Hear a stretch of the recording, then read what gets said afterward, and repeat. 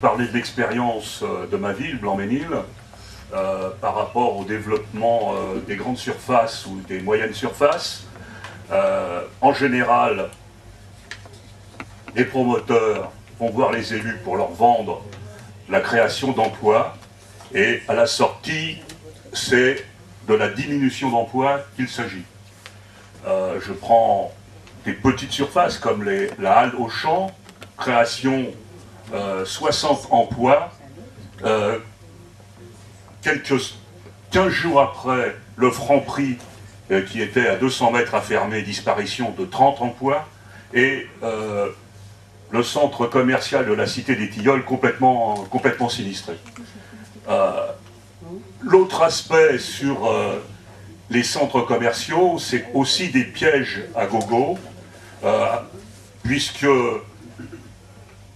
les promoteurs vendent des mètres carrés à des personnes qui sont à la recherche d'emploi ou qui souhaitent investir pour être indépendants, etc. Et dans la situation actuelle, je pense au centre plein air au Blanc-Mesnil, pratiquement les 40 boutiques qui ont été créées, tous ceux qui ont investi leur argent à l'intérieur sont en cessation de paiement ou pratiquement en liquidation judiciaire. Donc une situation extrêmement difficile. Sur la création des centres commerciaux, il faut savoir que les études des chambres de commerce et d'industrie indiquent que pour un emploi créé dans les centres commerciaux, 3 emplois disparaissent dans l'entourage immédiat, c'est-à-dire fermeture de petits commerces et tout ce qui va avec, en général, donc, pour la création d'un emploi, 3 emplois qui disparaissent.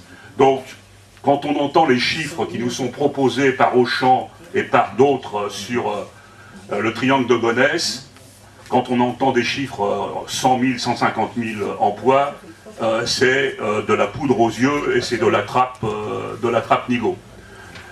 Je vous donne quelques informations un peu précises. En 2014, en région Île-de-France, il va s'ouvrir pas moins de 25 projets de centres commerciaux sur une surface de 67 hectares, c'est-à-dire 675 622 mètres carrés.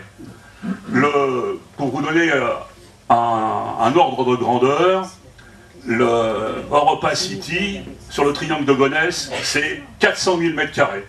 Donc vous voyez dans quelle situation nous sommes. C'est-à-dire qu'après avoir connu les friches industrielles, le développement régulier de ces centres commerciaux va entraîner la disparition d'autres centres commerciaux. Et il y a fort à parier que l'une des premières victimes soit au Paris Nord. Mais je vous demande d'aller faire un tour, par exemple, à Domus, à Rogny, pour voir dans quel état c'est.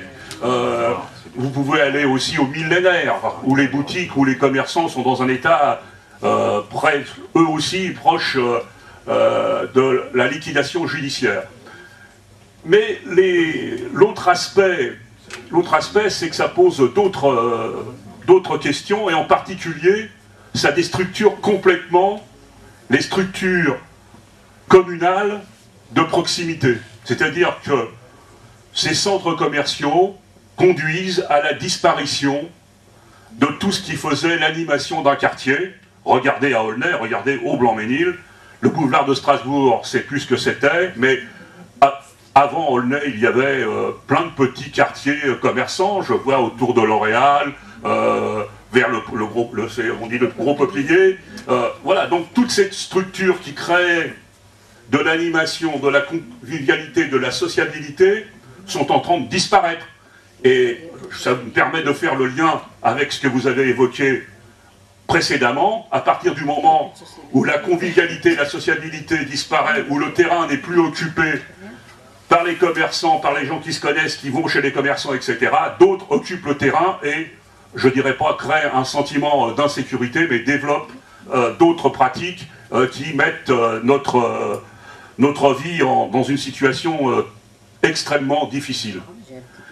Et je voudrais faire le lien avec ce qui vient de se passer il y a quelques semaines, où avant j'étais un bœuf et je suis devenu un cheval.